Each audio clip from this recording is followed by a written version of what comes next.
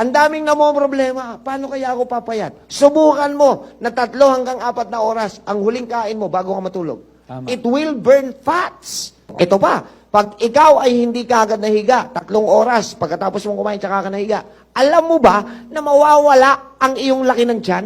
Ano ba ang mga best food before bedtime? Nagugutom pa ako eh. Pwede ba ako matulog ng gutom? Di ba masama din yun.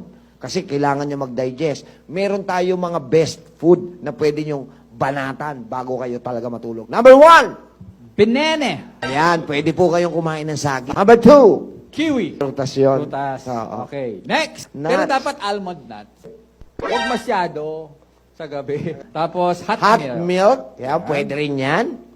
Honey. And last but not the least, Lemon tea. so ito, 1, 2, 3, 4, 5, 6 na pwede mong kainin kung ikaw ay nakakaramdam pa ng gutom at gusto mo na matulog. So ito po yung 6 na best food to eat before bedtime.